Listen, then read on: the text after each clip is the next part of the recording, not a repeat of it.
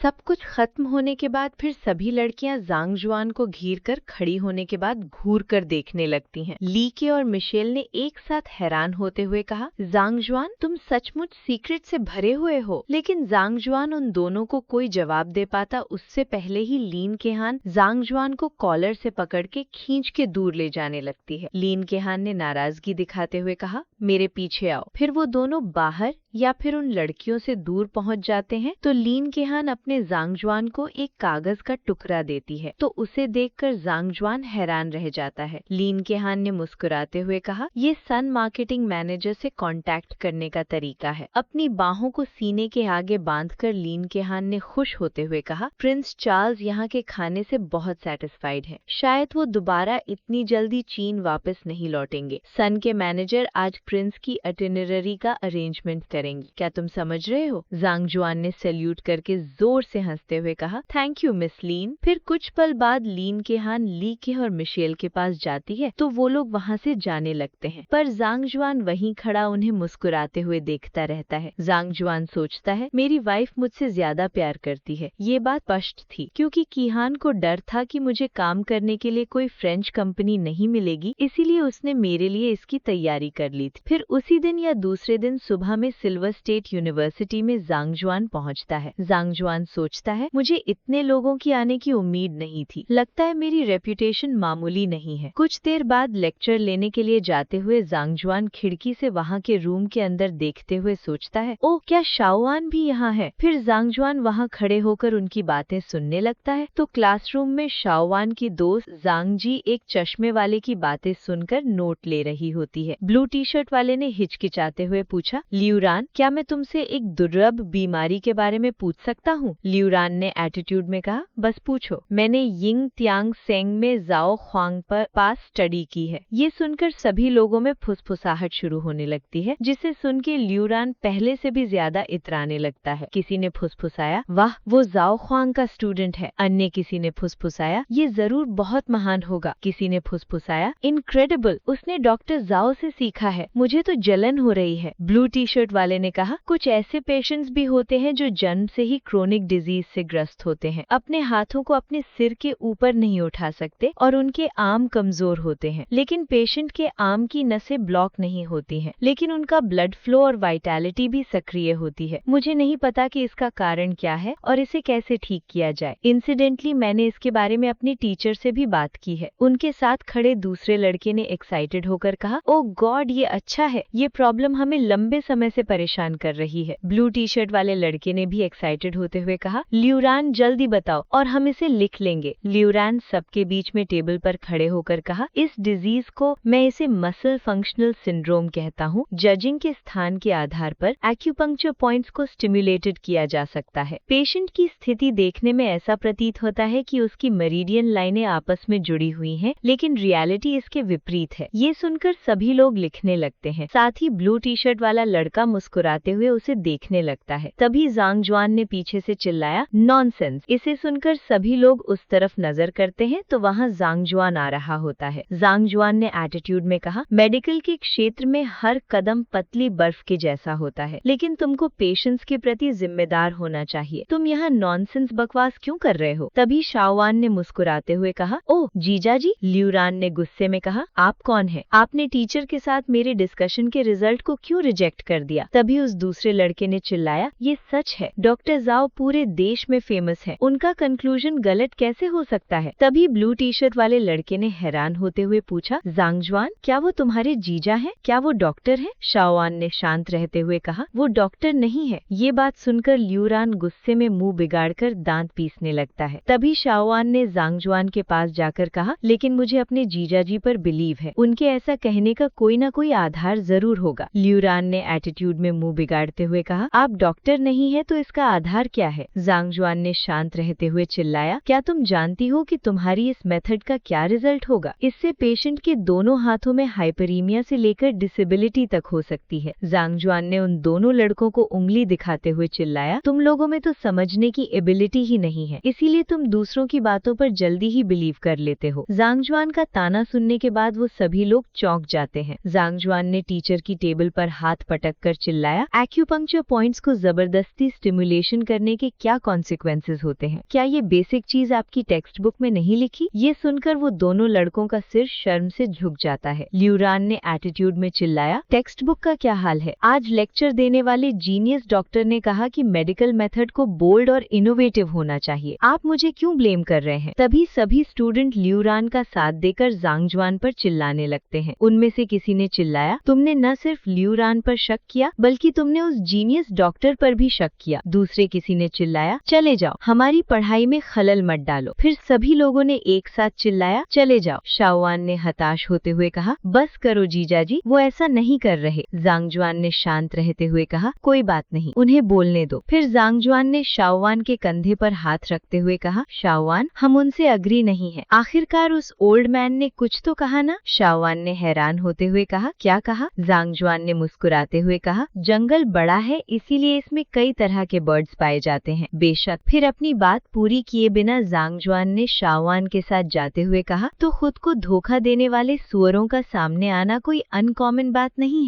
है ना? इतना सुनते ही शाओवान मुंह छुपाकर हंसने लगती है, लेकिन पीछे ल्यूरान और बाकी स्टूडेंट्स दांत पीसते रह जाते हैं। आज का अपना सफर यहीं तक का था। अब फिर मिलेंगे नेक्स्ट एपिसोड के साथ। Thanks for watching our videos. Please like and subscribe guys.